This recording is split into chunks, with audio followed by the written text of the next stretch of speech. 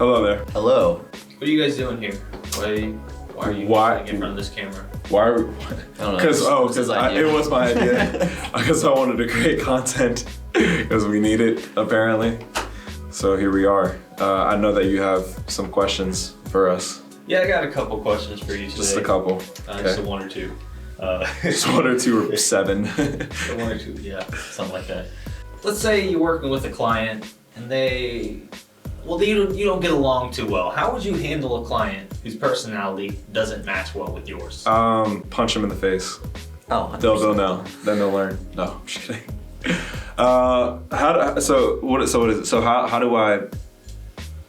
What? You don't get along with this person, like at all. You butt heads. Right, all the time. But you still, you don't want to lose their business. You still want to work with them.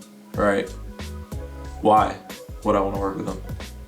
I fire them. If I like what? Like I don't need someone's business that bad.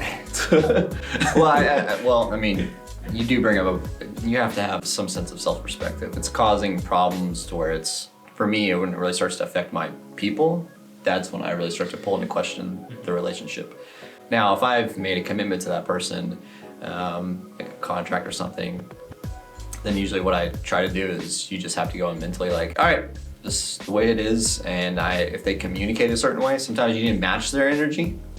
That works for some people, and sometimes you just need to pull back. So if I've already committed to make the product for them, then I'll try to figure out where I can meet them in the middle of the road. But if it really does become extreme where like my people are suffering because of it, then got it. Yeah. I agree. Like definitely like not just immediately fire them. I'm totally kidding. But there does come a time where if you have somebody that you really butt heads with, they're giving you great business, and you have a choice to make to either continue on with that business or let it go because it's affecting you first off, and then the team and the business overall, like our business. That's when you gotta snip them off because it's not worth it. There's no amount of money in the world that you can offer somebody. And it's not wrong to evaluate business propositions, from time to time. So 100%, yeah. How do you handle a heavy work week? A heavy work week. I just do it. It's pretty simple. Do it!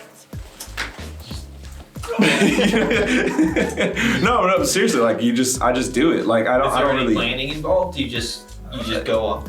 No, like I have a calendar, like stuff will just pop up and I'm just like, where the hell did this come from? But you know what I'm saying? Like, but here's the thing, here's how I deal with it, okay? And we were talking about this.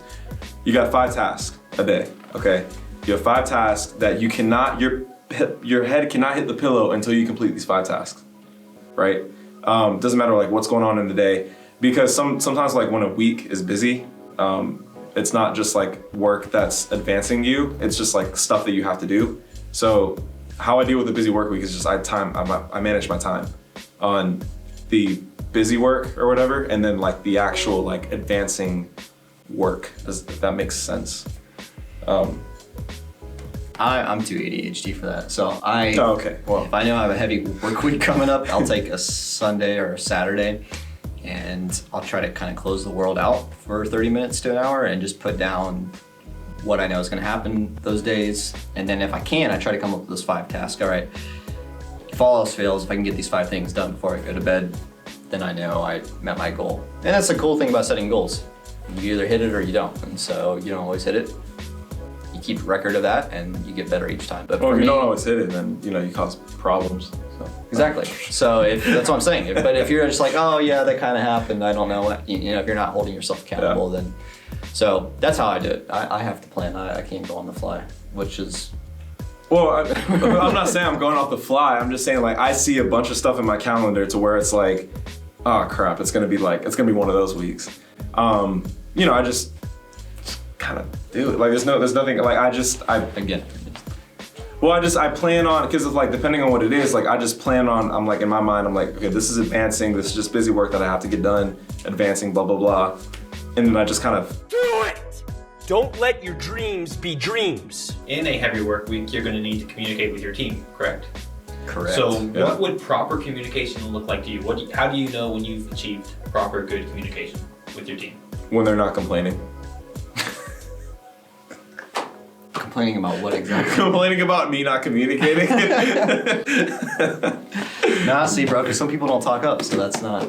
No, I'm just kidding. For me, it's being on the video production side of things. Is trying to be as transparent with people as possible. And you can't talk about every meeting that you have, but once something is solidified, I let them know as early as I can. Hey guys, this is what we have coming down the pipeline. So rather than waiting the week of, hey, by the way, we're already through this part of the That's process. how it was in the beginning. Yeah, and it's pretty horrible. it was not good. So It's because I was running it. That wasn't a good idea at all. I was constantly kicking his door down like, it's not okay.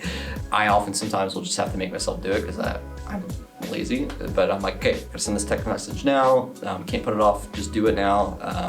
I'll send it something multiple times, I just don't assume someone's heard me. So sometimes you send it multiple ways, text, Slack, or whatever messaging app you have, email, call them. That to me is when I hear back from my people that I'm talking to, that's when I know that I'm doing a good job communicating and that I'm not just talking out to the void. So. Yeah, I've had better success just like calling everyone. If there's something that needs to be done. Like I'm really bad at saving things for last minute. So like I see something and I'm like, oh, this needs to be done like right now, instead of like giving someone time to prepare. That's probably one of my weaknesses.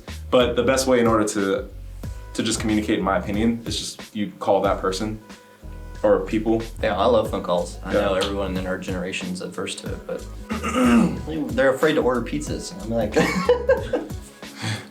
I mean, I'm still afraid to order pizza. all right, It's I'll work on that. Which would win in a fight, the T-Rex or Triceratops? Oh, Triceratops. Triceratops, yeah. I can't even disagree.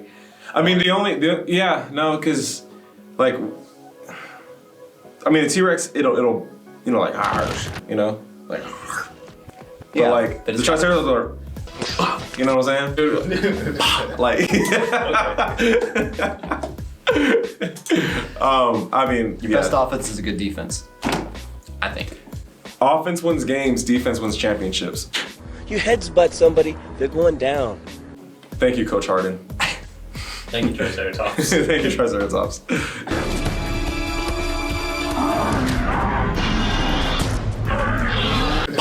Do you have someone or something holding you accountable? Yes, 100%. Yeah. My dad, Malcolm, him, Norman. Yeah, those people. There's probably more, and if I'm forgetting them, I'm sorry, but more than one person. Yeah, I've definitely been in positions in life where like I don't need anybody or to double check anything. I got my plan, blah blah blah. That's just not how humans operate, unfortunately. No. You need somebody checking you, like if they were checking a machine at a factory. Good, you need to be checking on people, like, giving that same energy out back. But Yeah. if you don't have someone, get somebody. And also know like who categorize. So like for work, like Oh, yeah, work definitely. accountability, life accountability, moral, whatever it might be. Whatever aspect it is in your life, make sure to have the right person holding you accountable for it. You know what I mean? Even going as micro as that, so. How do you feel about the Bucks making it to the Super Bowl? Honestly, I don't care at all, actually. I don't care about football. I don't care about the Super Bowl. You don't like football? I just didn't know don't. that. I don't care. Like I really do not care at all. I have not cared since I was 13, 12 maybe. I'll watch the Super Bowl. I watch it for the advertisements, obviously. I do not care about the Super Bowl at all. And like people will give me so much shit for it, but I don't care. Like I really don't. I just don't understand. I'll play football. I will play football. 100%. Next will team not watch it. activity. Football game? There's not even enough of us. Bro, football game against another company in town. That There would we be the funniest thing. I'm gonna talk to Justin about it. Challenge is up, take it. That would actually be so much fun. If we got like all of the like marketing agencies in like Gainesville to come together for like some kind of like competition sports game, That'd be down. that would actually be really fun. That would be so dope. Hold on, somebody write that down because that's actually a really good idea. And we could do it as like a fundraiser or something. You know what I mean? Like a fundraiser for us. No, just kidding.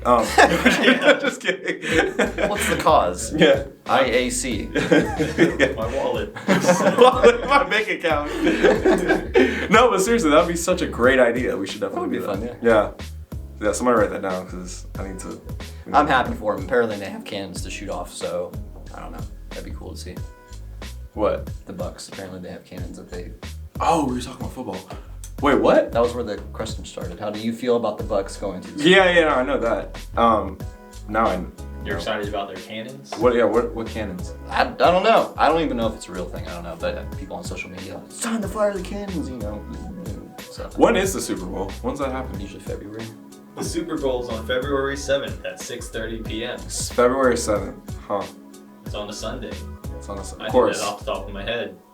Super Bowl Sunday. Duh, Nate.